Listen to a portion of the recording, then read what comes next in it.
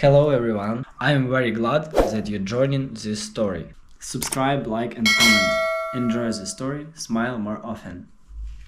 Rome was every damn thing they promised it would be: warm, golden, full of old stone and soft music echoing through crooked alleyways like some kind of curated memory you hadn't lived yet.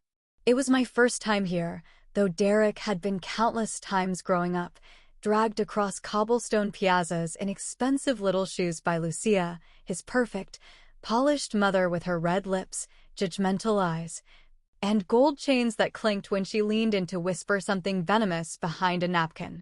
This trip was her birthday wish, her 70th, no less, a milestone that demanded extravagance, opulence, and the gathering of the entire Rossi clan, as they loved to call themselves, like they were royalty.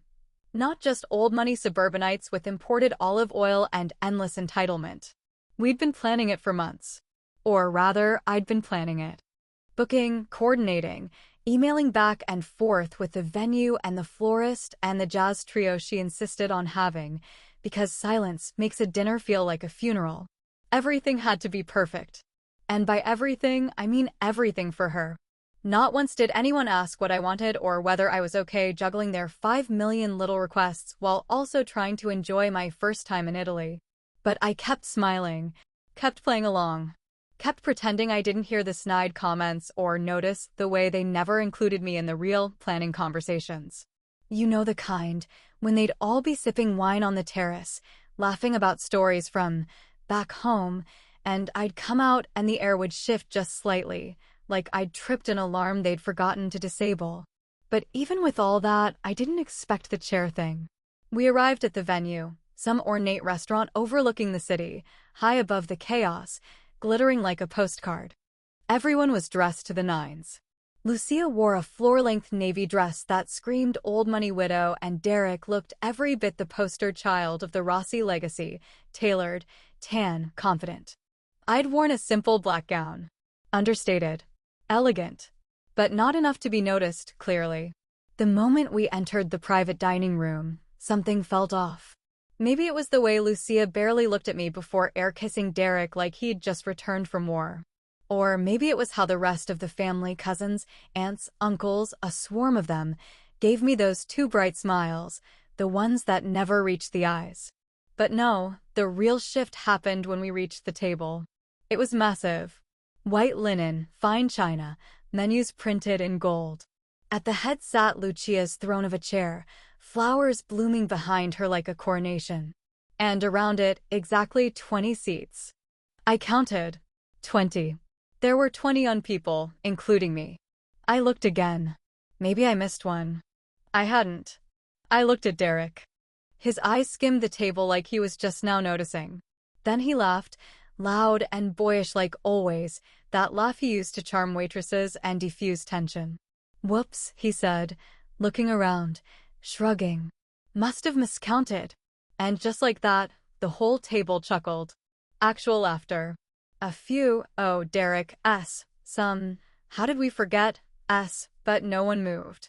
Not a single person stood or offered to give up their chair or suggest we squeeze in.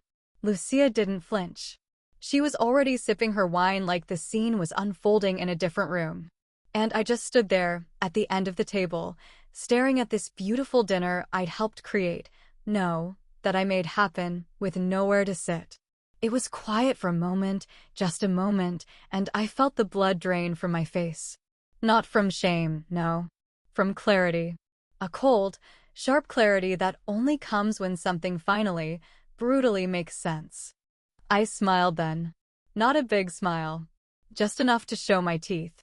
I looked at Derek and said, softly, not loud, not dramatic, just enough for the people nearest me to hear, "Guess I'm not part of the family." Then I turned and walked out. No one followed. Not right away. I think they thought I was just being emotional or dramatic or needed a minute to cool off. That's what Derek always said when I got upset. That I needed to breathe, or not take things so personally. But I wasn't upset.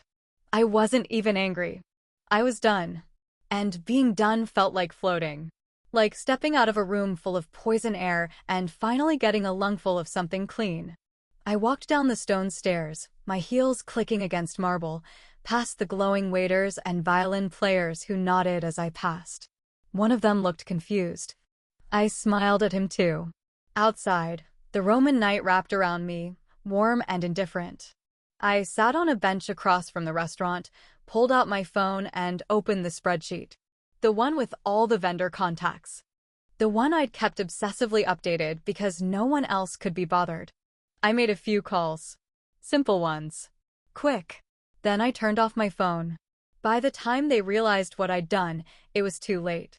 2 days before the dinner, I sat at a tiny glass-top desk in the corner of our hotel suite, staring at a chaotic mess of notes, schedules, emails, vendor numbers, and backup vendor numbers, all spread out like war plans. I'd been given the illusion of importance, the kind of help that doesn't come with recognition, just responsibility. Lucia had said, in that overly sweet voice of hers, it would mean so much if you could coordinate everything, dear. You're so organized. You know how I get with details. Of course, what she really meant was, do all the grunt work while I take the spotlight. That woman could twist a compliment into a job assignment better than any boss I ever had. So I smiled, like always, and I took the task. Because I thought maybe, just maybe, this would finally earn me a real seat at the table, not a folding chair, not a borrowed space, but something solid, something permanent. But deep down, I think I already knew better. Maybe that's why I never let go of the passwords. I made the bookings under my name. The catering? Me. The venue? Reserved with my credit card, set to be reimbursed by Derek's family later. Even the jazz trio, Lucia's precious Italian-American mood setters, were booked through a guy I found who only responded to me directly. I didn't tell anyone I had everything backed up in 3 different places, a printed binder in my suitcase, a digital copy in the cloud, and all the confirmation emails forward archived to a burner account I used for freelance projects. Because when you've spent 10 years married into a family that treats you like an unpaid intern with a nice smile, you learn to cover your ass in layers. So when I stepped out of that dinner room, heart pounding but voice calm, I didn't just walk out in anger. I walked out with a plan that had been quietly building for months, maybe years. Outside, the night felt too warm, like it was pressing against my skin, trying to pull me back inside. But I walked 3 blocks down a narrow road lit with crooked lamps, sat at a bus stop, and opened my phone. The contacts were already in my favorites, each one tagged Lucia B-Day. The first call was to the venue manager, a tall, perpetually rushed man named Paolo. I had spoken to him 5 times in the last week alone, always making sure he had everything just right. "Hi, Paolo," I said, and he recognized my voice immediately. I told him there had been a family emergency, that the event needed to be canceled. Yes, I understood the deposit was non-refundable. Yes, please let the staff go home. No, there was no need to prepare dessert. Next was catering. They had been prepping all day, a 7-course meal that included imported sea bass, handmade gnocchi, and a birthday cake shaped like a violin. I told them the same story. Please stop delivery. Please dispose of any food as you see fit. No one would be arriving to collect anything. The man on the phone paused and asked, "Is everything okay?" And I said, "It is now." Third call, the jazz trio. They were en route when I reached them. I told them the client had changed her mind. They could invoice me for their travel, no hard feelings. I could hear the confusion in their silence, but they didn't argue. One by one, I shut it all down. And then I turned off my phone. No messages, no explanations, no fights. Just silence. The kind that comes right before the storm. Meanwhile, back inside the ornate little restaurant built into a centuries-old building, Derek's family was still sipping Prosecco and nibbling overpriced olives, completely unaware that the train they were riding had no tracks left. It started small. One waiter disappeared. Then another. Someone asked for the wine list again, and no one returned. A cousin went looking for the manager and found the bar empty, the lights dimming. Lucia raised an eyebrow, then both, her voice getting that edge I knew too well, the one she used on hotel clerks and airline employees when the world didn't bend to her timeline. Derek, of course, tried to make light of it. Maybe they're on an Italian break, he said, flashing his grin. You know how things run on island time here. Someone snorted into their napkin. Someone else checked their watch. Then the music stopped. Just cut out mid-note, like someone yanked the cord. Lucia stood up, fuming now, demanding answers. Where was the sommelier? Where was her risotto? Why was her birthday cake not on its way? She turned to Derek, who suddenly didn't have that damn smirk anymore. He pulled out his phone, tried to call me. Straight to voicemail. He texted. 3 dots. Then nothing. I imagine the panic hit him first, then spread like cold water dumped on everyone's heads. No food. No music. No staff. The golden dinner unraveling like cheap thread in front of 55, or was it 65? Wait, maybe even 75 guests? Honestly, I've lost track. Math's never been my thing, and at that point, who gave a damn? They were all judging me anyway, with their tight smiles and side comments and polished shoes that had never walked a mile in mine. One by one, guests started to leave. Some awkwardly offered thanks, others just walked out whispering. The dinner died on its feet under chandeliers imported from Venice, in a room built for elegance, but soaked now in embarrassment. And Derek? He stood in the center of it, looking for me, calling my name into a space that had never made room for it. But I wasn't there. I'd already vanished, just like the servers, the cake, and the lie that I'd ever been truly welcome. You don't just wake up one day and decide to disappear from a dinner party you helped build with your own hands. It happens in layers, in bruises so soft they don't show up until years later, until they've calcified into something you can't ignore anymore. That night, sitting at a quiet cafe tucked into a side street near the Spanish Steps, I swirled the last of a cheap glass of house wine and thought about all the times I'd been erased before I even realized I was vanishing. There was that first Thanksgiving with Derek's family, when we had only been married a few months, and I'd spent 2 full days helping Lucia cook. I peeled potatoes until my hands ached and chopped onions until I couldn't see straight, all while Lucia narrated my every movement like I was some kind of clumsy kitchen intern. Oh no, sweetheart, not like that. You don't want the pieces that big. We're not making stew, she said, snatching the knife from my hand with a look that didn't even try to pretend she was joking. But I stayed polite, thinking maybe it was just nerves, that this was her weird way of bonding. Then we sat down for dinner, and there was no place for me at the adults' table. I'm not exaggerating. They had 2 separate dining setups, one in the formal dining room for the main family, and another in the den for the rest. Guess where I was? On a folding chair between 2 teenage cousins arguing about video games, while Derek laughed it off and mouthed across the room, "We'll switch later." We never did. And the photos, God, the damn photos. Years of vacations, anniversaries, holidays. Every one of them perfectly posed, artfully filtered, and strategically cropped. It became a running joke between me and myself, spot the frame where Maya got cut out. Sometimes I'd only be missing an arm or half my face, other times I'd be completely absent, like I never existed in the first place. One year they posted a Christmas family photo where I knew I'd been standing next to Derek in the original, but in the version Lucia posted online, I was gone. Literally gone. Like a smudge wiped off a glass surface. I remember confronting Derek about it, gently, just asking if maybe she had done it by mistake.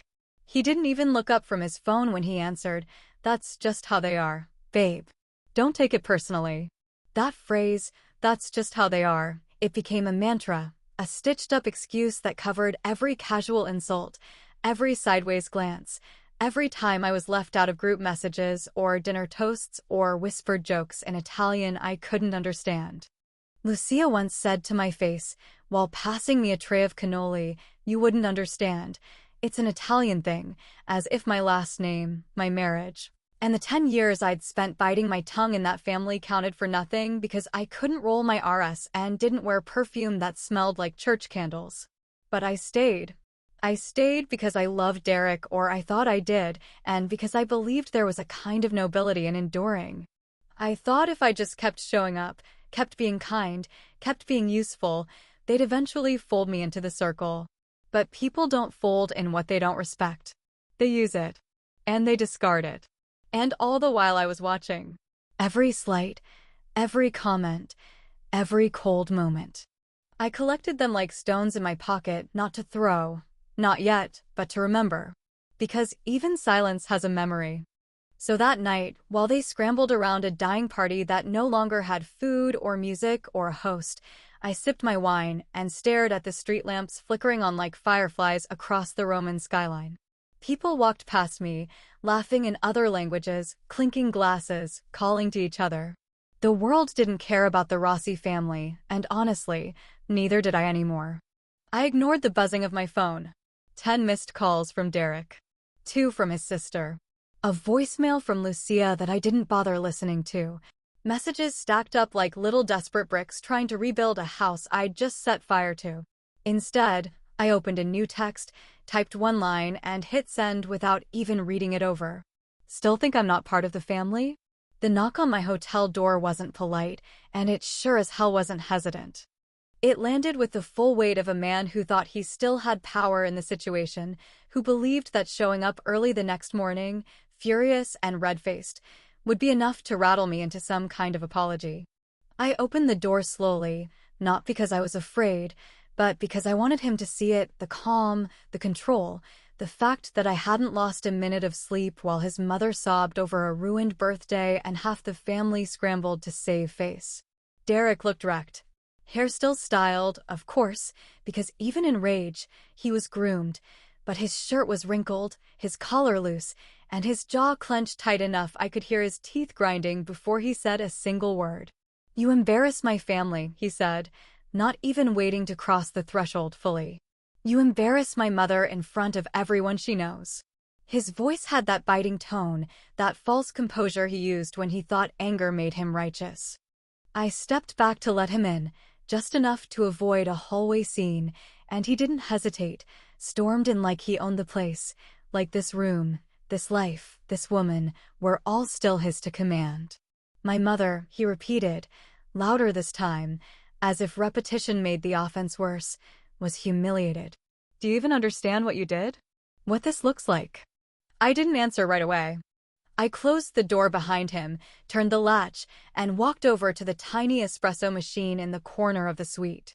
I poured myself a small cup, sugarless, and sat on the edge of the armchair near the window before I looked at him, really looked at him, like I was seeing him for the first time without the filter of guilt or hope or habit. Then I said, "Your mother has never once called me by my name." He blinked, confused, like he didn't register the sentence as real. "What the hell does that have to do with anything?" "I've been your wife for 10 years, I continued, my voice even. "And in all that time, she's never once said the word Maya. Not at our wedding, not on birthdays, not in any of those fake-ass toasts where she refers to me as that strong woman by your side. I've been that woman, your girl, or just a tight-lipped smile across the table. You think I ruined her birthday? No, Derek. I just finally let it collapse under its own bullshit." He scoffed then, hands on his hips, pacing in that exaggerated way he did when he was gearing up for a dramatic monologue. "So you ruined a $70,000 event over a missing chair?" He laughed then, sharp and bitter, like he couldn't believe how petty I must be. "You're insane. Do you know how many people we had to explain that to? Do you know how stupid that made me look?" That was the moment something inside me finally cracked wide open, not with anger, but with clarity. I sipped my coffee, smiled slowly, and said, "No, Derek. I didn't ruin it over a chair. I ruined it because I wanted to see how fast your fake-ass family falls apart without their favorite punching bag to kick around." He stared at me like I'd slapped him, but I kept going because I wasn't done. "You think I did this on impulse? That I got emotional and stormed out like a teenager throwing a tantrum?" I leaned forward, put the coffee down, and reached into my bag. "I've been keeping records. For years." I pulled out a flash drive and tossed it onto the table between us. "You want to see how your mother talks about me behind closed doors? I've got voicemails. You want to hear your sister call me a parasite in a message she left while drunk last Christmas? That's in there too. Emails where they talk about how I'm not real family. Screenshots. Dates. Receipts." His face lost what little color it had left. "You kept records?" I kept proof, I said. Because I knew one day you'd try to paint me as the crazy one. The emotional one. The one who overreacted. But now I have every word, every smug comment, every phone call where you told me to just let it go, while they chipped away at me like I was nothing. He shook his head, backing up slightly. You've lost it, he muttered. You're fucking insane. Maybe, I said, standing now. Or maybe I'm just finally done pretending. He squared his shoulders like he thought he still had the upper hand, but the desperation was seeping into his voice now. You think this little show of yours wins anything? You want a divorce? Fine. You're getting one. But you'll regret this. I laughed, and it was real, sharp, breathless, and maybe a little cruel. Oh, Derek, I've been ready for that divorce longer than you've been ready to say my name in front of your mother. I grabbed my coat off the chair, walked past him, and opened the door. We're done here. You can keep the stories. I'm keeping my dignity. He didn't follow. He just stood there, staring, trying to find the thread of control he'd always relied on. But it was gone. I'd cut it. I didn't even look back when I walked into the elevator and hit the button for the lobby. The street outside was still buzzing, scooters zipping by, tourists chattering in a dozen languages, the smell of espresso and exhaust mixing in that way only Rome can pull off. I crossed the street, walked 2 blocks, and entered a small, modern building with a brass plaque outside that read Studio Legale Romano. The receptionist didn't ask questions when I said my name. They were expecting me. Because this wasn't about revenge anymore. This was about extraction, clean, complete, and on my terms. What Derek and the rest of them didn't know yet was that I'd started this process before we ever got on the plane. The only question left now was how deep they wanted to dig before realizing I'd already buried the old version of myself. A week later, the quiet of Florence wrapped around me like a familiar coat I didn't know I'd been missing for years. The mornings were soft and slow, with a little sunlight dripping through the slatted wooden shutters and the smell of espresso creeping in from the cafe below. My flat was small, barely big enough for a queen-size bed, a writing desk, and a kitchenette with squeaky cabinets, but it was mine, just mine. No echoes of judgment from a mother-in-law lurking behind a closed door, no awkward silences in overdecorated dining rooms filled with people pretending to love each other for the sake of tradition and appearances. Just the hum of life outside my window, distant bells from the Duomo, and the steady rhythm of my own thoughts finally taking up space without apology. For the first time in what felt like a decade, I could breathe without holding anything in. I didn't tell anyone where I'd gone. Not Derek. Not his sister, not his cousins or their overly friendly wives who'd always said things like, "Oh, you're so strong, Maya." I couldn't deal with Lucia either, then turned around and laughed at her jokes 5 minutes later. I slipped out of Rome like a ghost, left nothing behind but the memory of my absence and the slow-motion disaster I'd sparked at Lucia's birthday dinner. And for a while, that was enough. But eventually, even ghosts need to speak. So, I gave them something to talk about. It started with a single image, grainy, just clear enough to be unmistakable. Lucia standing in the center of the dining room, arms out, mouth open mid-shriek, while 2 guests in formal wear stared at a half-cleared table behind her. One of the jazz trio in the background could be seen unplugging his amp while a waiter pushed a dessert cart back toward the kitchen. The photo was taken by someone's niece, one of the teenagers who thought it was hilarious and uploaded it to her story with the caption, "This party is falling apart faster than my GPA." It disappeared after 24 hours, but not before I screenshotted it. And then, carefully, deliberately, I sent it to a few carefully chosen blogs. Not tabloids. Nothing too obvious. Just a few lifestyle writers, gossip columnists, and niche wedding event bloggers who lived for high society scandals and loved when the picture-perfect, rich families got knocked off their pedestals. I didn't need my name on it. The chaos spoke for itself. Within days, comments flooded the internet. Speculations about what really happened at Lucia Rossi's disaster birthday in Rome trended on 3 platforms. People analyzed the catering collapse like it was a military failure, dissected every blurry video clip for signs of infidelity or betrayal. The Rossi name didn't just take a hit, it cracked at the seams. And all the while, I sat at a street-side table in Florence, sipping wine and watching pigeons argue over crumbs, smiling to myself as the storm raged in a city I no longer belonged to. The letter arrived folded neatly in a cream envelope, tucked under my door one morning like some ghost of respectability had slid it through before sunrise. It was from Lucia. Handwritten, of course. No return address. Just the signature scent of her expensive perfume lingering on the paper like a warning. The apology was vague, the kind that said everything and nothing. I realize now that certain dynamics may have contributed to feelings of exclusion. That was never our intent. We regret the outcome and hope for healing. Not a single sentence with my actual name.